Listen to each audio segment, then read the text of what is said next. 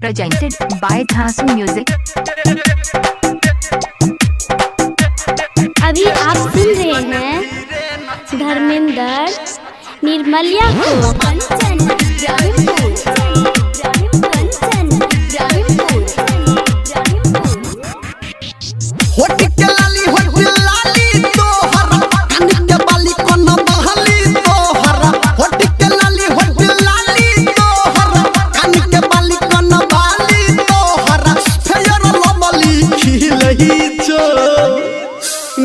छोरी कने धीरे नची है गे छोरी कने धीरे नची है तोहर सामान दुनु हिलई छौ गे छोरी कने धीरे नची है तोहर सामान दुनु हिलई छौ होट के लाली तोहरा कान के बाली कोन बाली तोहरा होट के लाली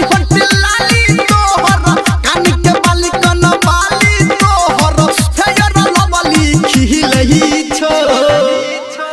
गे छोड़ी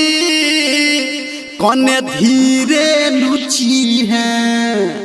गे छोड़ी कने धीरे नची है तोहर सामान दुनु हिलई छौ गे छोड़ी कने धीरे नची है तोहर सामान दुनु हिलई छौ।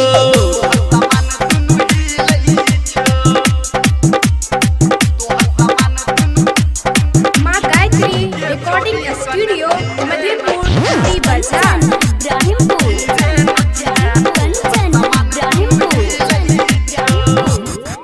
कोनी लहंगा उठा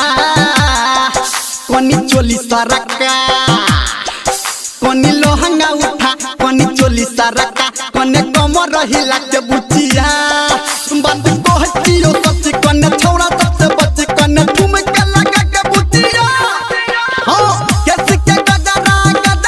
तोहर आँखी में कारी गजरा तोहर कैसे के गजरा तोहर आँखी में कारी गजरा तोहर एक ही रंग मिलही छो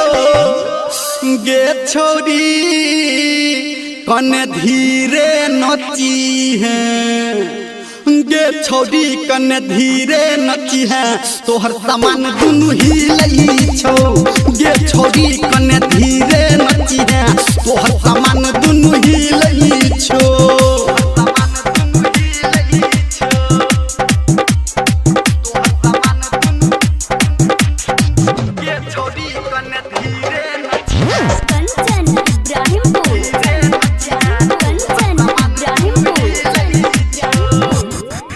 कने कहले शरम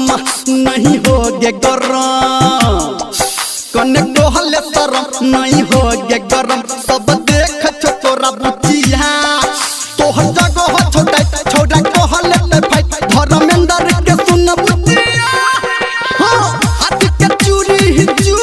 तोहर दिल में चला बा छुरी हमर हाथ के चूरी तोहर दिल में चला छुरी हमर संजय गौतम बोलही छो गे छोरी कने धीरे नची है गे छोरी कने धीरे नची है तोहर सामान दुनु हिलई छौ गे छोरी कने धीरे नची है तोहर सामान दुनु हिलई छौ। Presented by Thasu Music।